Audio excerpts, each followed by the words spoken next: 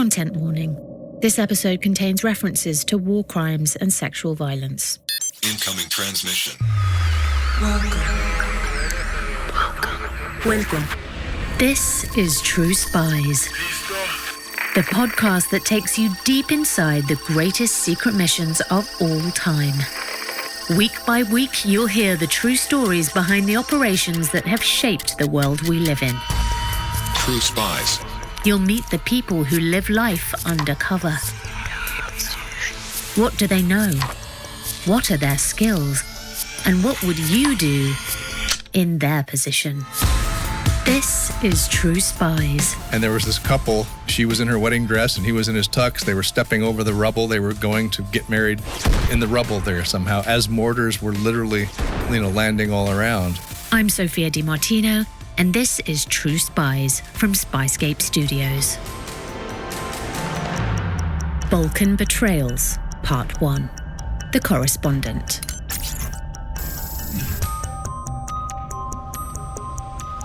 In the underground car park of a concrete apartment block, the American kills his engine.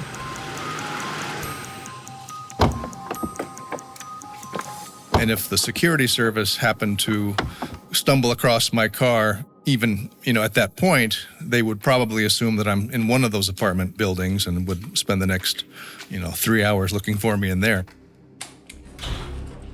He leaves the block on foot, turning his leather jacket against the chill of Belgrade in November.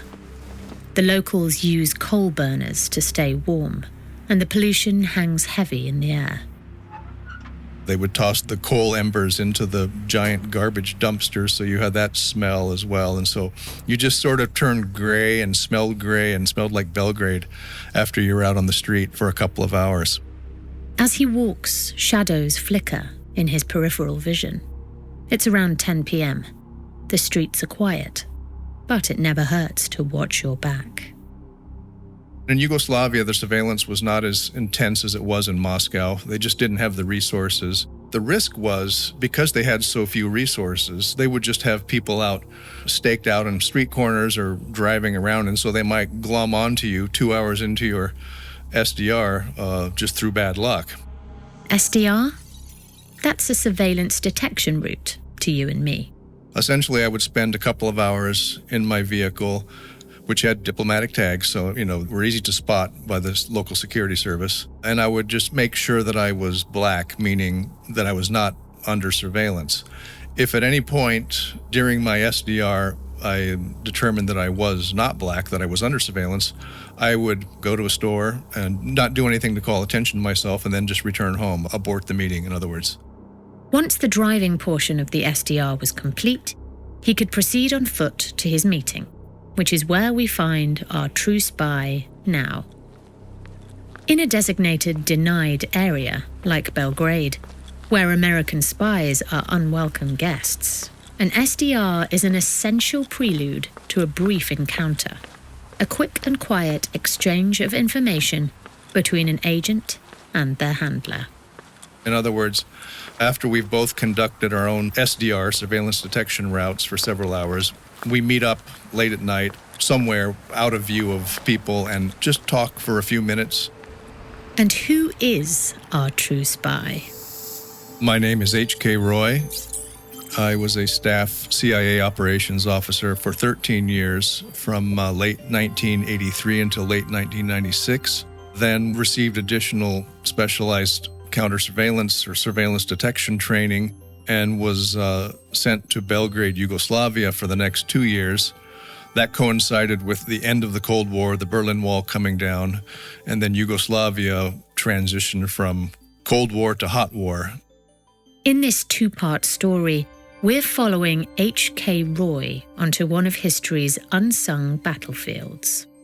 Sandwiched between the titanic push and pull of the Cold War and the War on Terror's shock and awe bombast, the Balkan Wars take up precious little real estate in our collective imagination today. But this is a conflict that claimed tens of thousands of lives. The backdrop for the deadliest atrocities committed on European soil since the Holocaust. Between 6,000 and 8,000 men and boys had been slaughtered during the first few days in Srebrenica. Since the end of World War II, the Socialist Federal Republic of Yugoslavia had bound several Balkan ethnic groups together under an uneasy peace. Following the death of its president, Josip Broz Tito, in 1980, the Yugoslavian economy faltered. Ethnic tensions, simmering for decades but contained by Tito, began to bubble up to the surface. Orthodox Serbs and Macedonians, Catholic Croats and Slovenes, and Bosnian Muslims all began to consider a future beyond Yugoslavia and their place in it. Nationalist politicians like the Serbian leader Slobodan Milosevic took advantage of the unrest. If you think of him as the Trump of the former Yugoslavia, he would say the Albanians are raping Serb women in Kosovo, and it was the same type thing in Bosnia. They said, we're protecting Europe against Muslim extremists. By the end of the 80s, the Balkans were a tinderbox. A rapidly deteriorating situation was unfolding in the heart of Europe. The American government, then led by George H.W. Bush, needed a sense of what was happening on the ground, which is where HK comes in. So after going through language training and the intensive surveillance detection training, my family and I went to Belgrade in October of 1989, which again was just before the Berlin Wall came down. So I was in Belgrade between late 1989 and late 1991, and I had a number of agent meetings. And so we find ourselves back on the cold streets of Belgrade, Serbia. The year, 1990, give or take. Around 2 years before the first gunshots ring out in the Balkans. The CIA's H.K. Roy is certain that nobody has followed him to the nondescript apartment block. In agency jargon, he's black, unobserved, a shadow against the night air, thick with Serbian coal dust. All as it should be. Lap after interminable lap of the city's quiet streets have assured him that his surveillance detection route was thorough. Now, leaving the car park on foot, he can't help but take in the bleakness of his surroundings. It was gray and dismal. It was almost like nothing was in color. It was almost like a black and white movie. During the Cold War, the Yugoslavians were staunchly non-aligned, rejecting close ties with either side. But after the death of Tito, the USSR started making overtures towards its Slavic cousin to the west. As such, it was in the USA's best interests to keep tabs on the goings-on inside the Socialist Republic. In Belgrade, HK is on his way to meet an asset, codename Hitch. He's an officer for the SDB, the Yugoslav Security Service, and he's a spy for the Americans. He would typically provide a sports bag full of top-secret Yugoslav government documents, all in Cyrillic. Their meeting has been weeks in the making. Its location has been chosen by the outcomes of casing reports, detailed assessments of the venue's suitability as a rendezvous point. In those days, we didn't have Google Maps and Google Earth, so we were our own Google Maps and Google Earth, and we drew everything up and photographed the sites, and the agent had the casing report, so he knew exactly where we were going to meet and when. So at any rate, with that as a prelude, I had done my SDR, and I was making my final approach to the meeting site. And again, everything is timed perfectly, I mean, to the second almost. And this particular meeting site took place in a cemetery in Zemun, which is New Belgrade, across the Sava River from Belgrade. HK began to make his final approach. The graveyard, a sprawling hodgepodge of tombs, loomed out of the dark before him. Zemun Cemetery had been a place of last repose for Belgrade's diverse population for hundreds of years. It was one of the few places in the city where you could be almost certain that nobody was listening. I was making my final approach on foot, and it's dead quiet out because it's, the middle of the night, and it's cold out, and I could hear heavy footfalls behind me, like 30 seconds before I'm going to make this meeting. The hairs stood up on the back of HK's neck. He'd been so careful. Could it all have been for nothing? Had he been tailed after all? Because that's always a possibility in Belgrade. Again, even if you're black for 3 hours, they may latch onto you at the last minute. Blowing the location of the meet was not an option. The consequences of discovery were chilling. We owe it to our agents to keep them alive. And if you cannot see surveillance, you are likely to drag surveillance to a meeting, and they will arrest him or her, at the very least, imprison him or her, and in some cases execute them. HK had seconds to make a decision. There was someone behind him. But was that fact alone enough reason to pull the plug on the meet? And equally important, you have to know if surveillance is not there, because some people would see a ghost, which was our terminology for a person who you thought was surveilling you, but was not. It was just a random person. And so you don't want to abort an important meeting because you falsely thought that you were under surveillance. That can be just as disastrous, almost as disastrous as the opposite.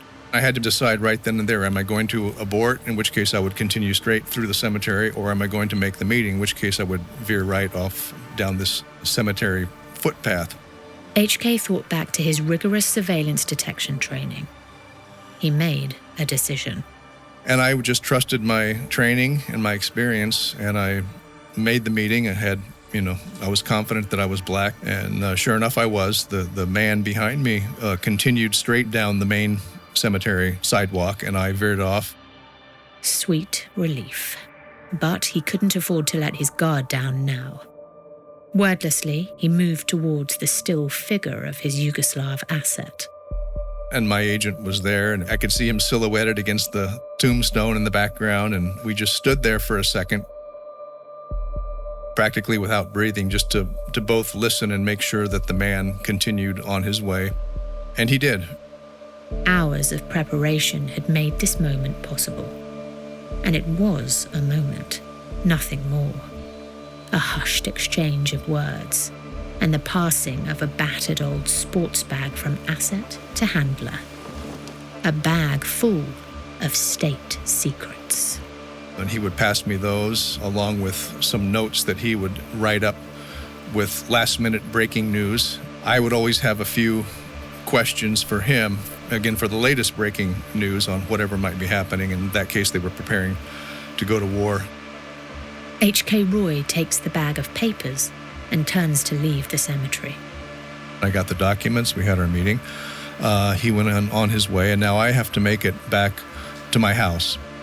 Easier said than done. Even with the package in hand, HK has to think of every possible outcome before he's home and dry. And I'm not so worried about being pulled over by the police and them finding the documents, because they haven't, I wasn't under surveillance. But what I'm kind of worried about is getting into a car accident, because the driving there was pretty insane, where I'm unconscious, the police come along, and they just happen to discover the documents that way. So I still need to make sure I'm still black, and then drive very carefully until I get home. His vigilance pays off, and his journey goes smoothly. An album by the travelling Wilburys crackles softly from the tape deck. HK always listens to the same record on his way back from a meet. Superstitious? Maybe, but why risk it? In the dead of night, HK pulls up outside his house. Quietly, he makes his way upstairs, reeking of Belgrade. Stash the bag under my bed, try not to wake my wife and children. The next morning, I would put the bag into like a grocery box to carry it into the office so that they wouldn't see me carrying this guy's sports bag into my office. Now the real work begins. At the CIA's Belgrade station, the documents need to be translated, processed, and transmitted back to Washington. And then I go upstairs into the station, and it's like Christmas morning. We take out this foot-high stack of top-secret Yugoslav documents, And we're just blown away every time by what he has given us. And that's what we call foreign intelligence on what they're planning and this type of thing. But there's also counterintelligence. In other words, what is the local service doing against the American community or against us in particular? So that's a very valuable insight as well. But extracting this information is no simple task. In those days, it was very low-tech. We couldn't use computers because we were worried about them being able to monitor through our very old building and office. And so we had to literally, 3 or 4 of us in a little office with music blaring would get to work and translate all of these Cyrillic language documents using legal pad and pencil, and then turn them into intelligence reports. The loud music in the office serves a purpose. It's there to mask any incriminating conversations in case the room is bugged. Once the intel is translated and transcribed, it's passed on to the next link in the chain. We could then hand them to our communications guy, our commo guy, and he had a little booth that he could go into, a secure booth, and he could retype everything and transmit the reports that way securely by satellite. But it was a long and elaborate process. And the reason it was for the security and safety of our agent, and the results were really good. You can't hack paper, after all. The intelligence that H.K. collected from his Yugoslavian source was duly transmitted back to headquarters stateside. It warned of a rapidly deteriorating situation in the Balkans. We informed the U.S. government, this is what's happening. Yugoslavia is no more. It is falling apart. It's going to fall apart, whether we like it or not. In the early 1990s, the cracks in Yugoslavia's fragile unity developed into deep and impassable fissures. Slovenia, and then Croatia, declared independence. This put them in direct conflict with the Serb-dominated government of the Yugoslav Republic. The bottom line is, since there really weren't many ethnic Serbs in Slovenia, the Yugoslav government, which was dominated by the Serbs, didn't really care, and so they let Slovenia go its own way. Now, Croatia, we had predicted, would be especially bloody, and so late summer of '91, things started to heat up in Croatia. James Baker, the Secretary of State in the first Bush administration, made the American stance on the conflict clear. He basically informed all the parties that the U.S. would only recognize a single unified Yugoslavia. We would not recognize the independent republics of Slovenia, Croatia, and so on. And that essentially gave the green light to the Serbs to launch their wars, first in Slovenia, which nobody remembers, except maybe Melania, and then in Croatia, followed by Bosnia. And there would be Serb militias. They were even training behind my house in Belgrade. They would go off to Croatia and kill police or blow up a train or whatever. If you would ask them, well, why did you do that? They would say, well, you don't understand. You're an American, you can't understand. It was self-defense.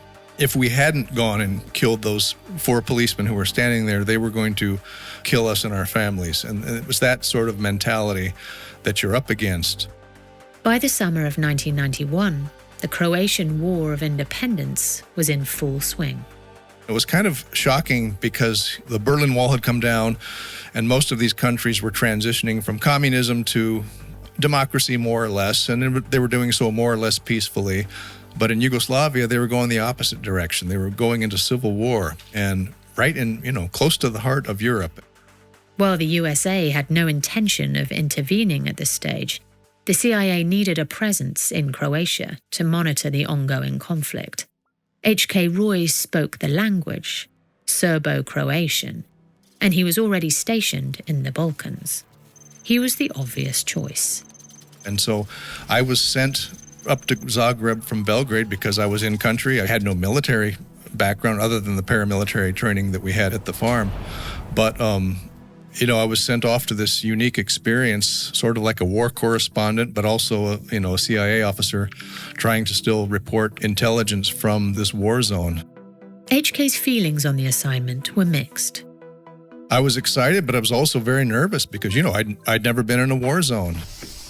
In Belgrade, he'd had the US consulate to lean on if things went south. Zagreb offered no such luxury. in Croatia. Our consulate there had been evacuated, and so just a couple of us went back in to report on what was going on. And so in that sense, you're observing, but you're out talking to people, anybody that you can. You're not so worried about surveillance and that type of thing at that point. Understandable. The Croatian security service had bigger fish to fry. There had been reporting by our consulate beforehand that they were sort of parroting Croatian propaganda, saying, the JNA, the Yugoslav National Army, the Serbs essentially are going to overrun Zagreb. But when HK arrived in Zagreb, he found a city that was, to all appearances, relatively safe. It was not being overrun by Serbs. You see, American spies and diplomats aren't immune to local bias, and it can take root early on in their training. It starts in language, so those students in Serbian class were just constantly told the Serbian point of view, and we're kind of rolling our eyes. Not that we knew any better, but you could just tell what they were trying to do. And those in the Croatian class would have a Croatian teacher, and they would give you the opposite point of view. And so when I got to Zagreb, I wasn't handicapped by a pro-Croatian bias. I really tried to stay objective about all of it. And when you're a spy/war reporter, objectivity is key. I wasn't given a sensitive agent to handle the way that I was doing in Belgrade. I maybe had a couple of contacts, but I was sent there primarily just to keep the U.S. government informed on what in the hell's happening. And so I quickly ruled out the idea that the JNA, the Serbs, were about to overrun Zagreb and kill everyone. That wasn't going to happen. Which isn't to say that Zagreb wasn't on a war footing. Artillery blasts shook the surrounding countryside, and the crack of small arms fire was part of the soundtrack to daily life. Overhead, the Yugoslavian Air Force forced the city's residents into underground shelters with depressing regularity. While the Serbs had yet to make a full-scale incursion into the Croatian capital, their presence was keenly felt, which meant that our true spy had plenty to report on. Doing so, however, proved challenging, especially to a confessed technophobe like HK. I'm not a very technically inclined guy. And typically when you're overseas in a station, you'll have a communicator, somebody who is a technically inclined guy who can handle communications for you. And so you can hand him or her the report, and they will take care of all the technical bit. In Zagreb, and in the absence of a communications officer, HK relied on a tactical satellite, or TACSAT system, to file his reports. So they handed me this duffel bag with an old-fashioned military secure satellite communications system, which required you to open up this big antenna, like a spider web, find the satellite, connect the transceiver. And then those days they had like a strip of ribbon, which was used to encrypt the communications. And I had to do this without anybody seeing me, and I had to find the satellite like between the hours of 6 p.m. and 6:20 p.m. every day. And that's when I could transmit the report. So it was all very complicated and cumbersome. And fortunately today, secure satellite communications have become much easier and case officer proof. After a few weeks wrangling with his TACSAT in Zagreb, HK's tour came to an end, and he returned to the US to spend a few precious months with his family. But in 1992, as the situation in the now-forming Yugoslavia continued to deteriorate, he returned to Croatia, this time as a declared CIA officer, working above the radar to forge connections with the Croatian security service. There's something about the place that gets in your blood, and you just, when you're there, you want to leave, but when you're not there, you can't wait to get back. This time I went and I was declared in true name to the Croatian security service, and it was kind of a big deal. And so on the one hand, I was honored that they had chosen me to do this because it's such an important job. But on the other hand, it was nerve-wracking because I had just spent every day since I had joined doing everything I possibly could to make sure that the local security service didn't find out who I was. And now that was all thrown out the window.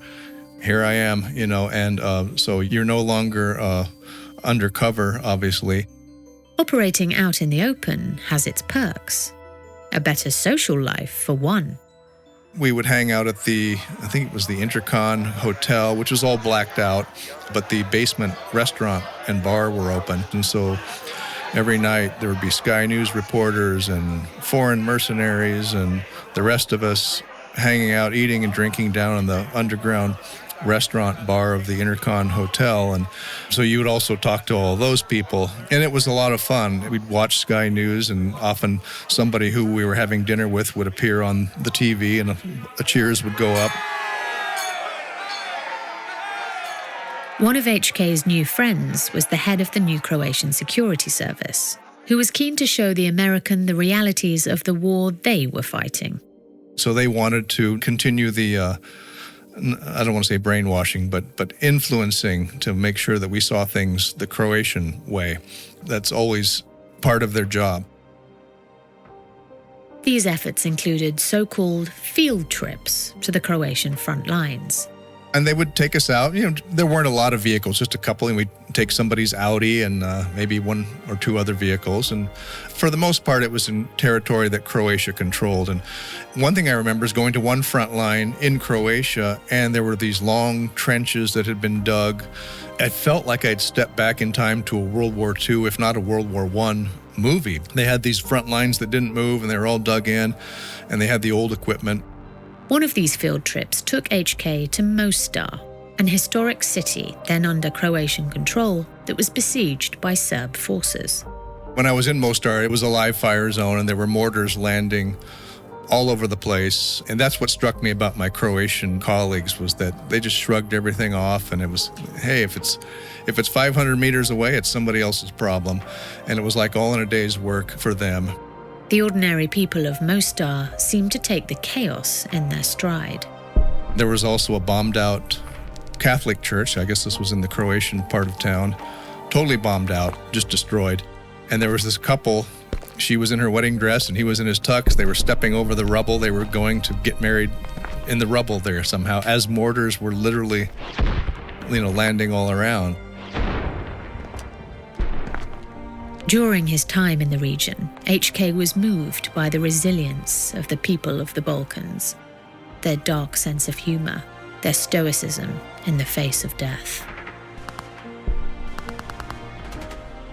But the fighting was a long way from over, and things were about to get so much worse. In the summer of 1992, war had broken out in Bosnia, when the majority Muslim country declared its independence from what remained of Serb-led Yugoslavia. By 1995, Serbian aggression had taken a terrible toll on the country. So in 1995, the war in Bosnia had been raging for 3 years. The U.S. had really done not much to help. We actually had an arms embargo on the whole of the former Yugoslavia, which really only hurt the victims, the Bosnians and the Croats.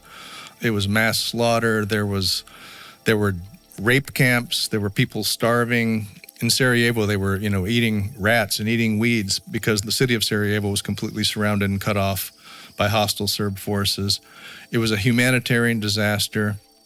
The Americans recognized that their policy of non-intervention was no longer sustainable. Hillary Clinton, then the First Lady, was one of the key voices speaking up for a U.S. presence in Bosnia. She had decided that we needed a station in Sarajevo so that we could establish liaison with the local service and begin to report, because the idea was NATO would probably go in and start attacking on behalf of the Bosnian Muslims in the fall of '95. HK, now a recognized expert in the complex politics of the region, was asked to volunteer his services once again, this time as the CIA's chief of station in Sarajevo, the war-torn Bosnian capital. His mission? To establish first contact with the Bosnian Security Service in preparation for a large-scale NATO intervention. And I said, okay, what's the game plan? How am I getting to Sarajevo? And they said, we don't know. You're on your own. Next time on True Spies, we follow HK on his most dangerous assignment yet.